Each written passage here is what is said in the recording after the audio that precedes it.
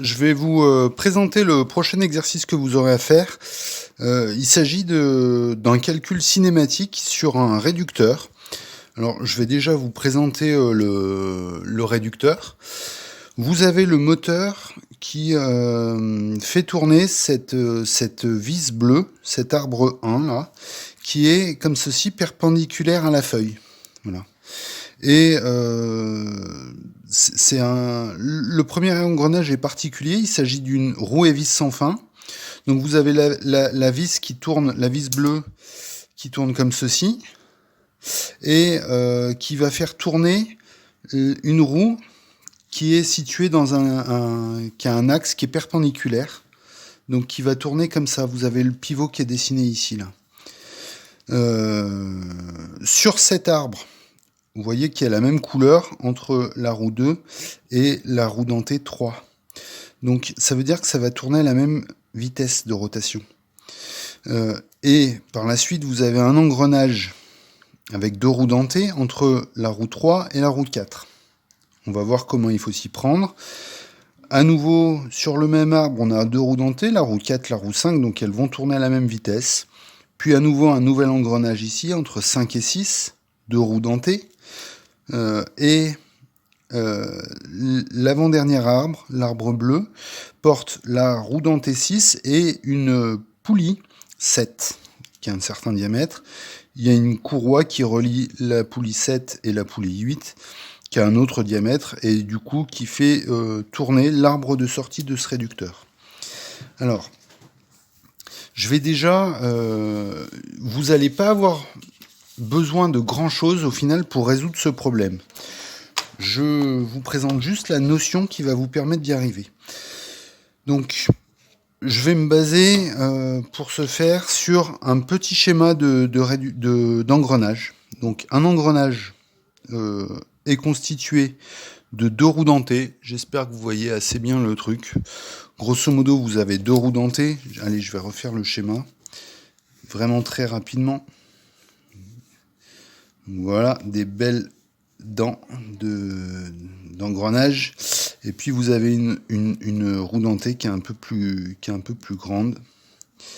Voilà, avec du coup plus de dents.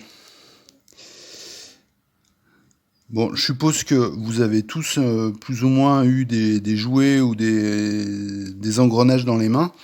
Vous apercevez que pour que la petite roue dentée fasse un tour, il faut que cette dent se déplace de 1, 2, 3, 4, 5, 6, 7 dents. Donc, quand cette roue a fait un tour, l'autre roue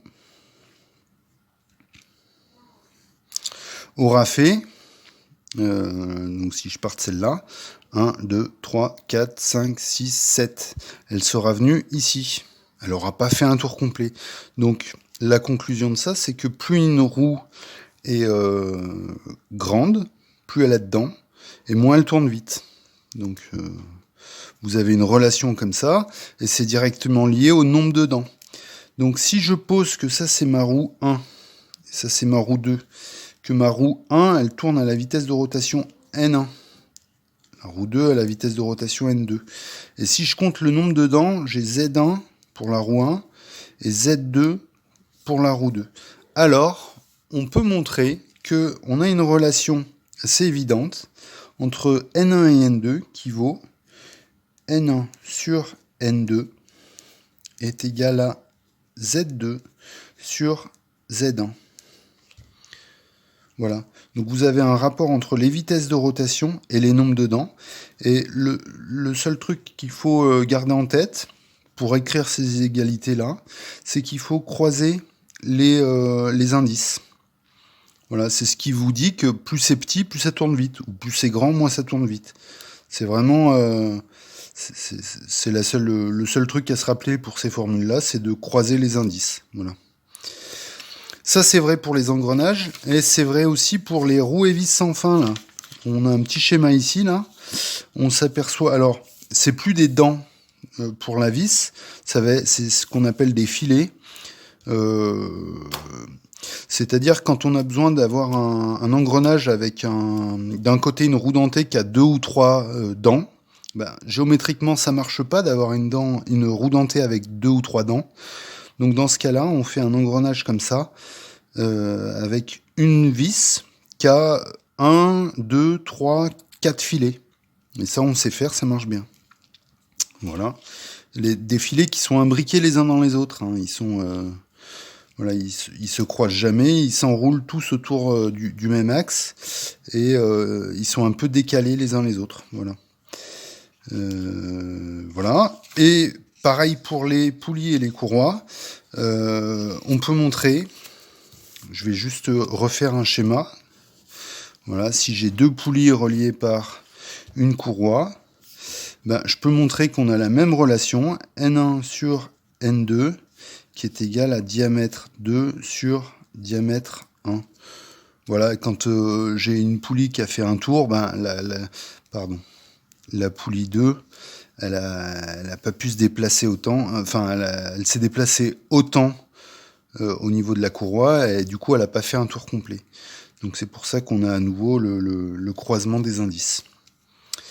Voilà, donc ce que vous allez faire pour cet exercice, c'est que vous allez déjà passer de la roue 1 qui tourne à 3500 tours minute à la roue 2.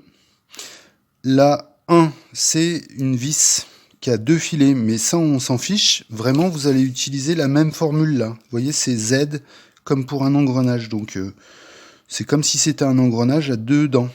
Donc vous utilisez une formule comme ça pour passer de la vitesse de rotation 1 à la vitesse de rotation 2.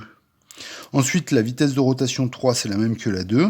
Et puis, à nouveau, vous avez un engrenage. Donc, vous allez réécrire cette formule, mais au lieu d'avoir les indices 1 et 2, vous allez avoir les indices 3 et 4. Voilà. Et ça va marcher de la même manière. Voilà. Donc, il va falloir exprimer N4 en fonction de N3 et puis des nombres de dents. Voilà.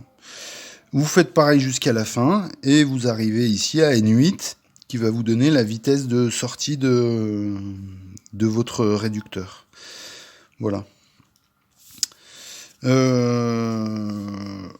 On va dire que d'ici vendredi, vous me faites ça bien et on verra ensuite vendredi, je vous expliquerai comment faire la fin. Ici, là, la fin de... alors ça, vous êtes capable de le faire, la vitesse linéaire de la courroie V.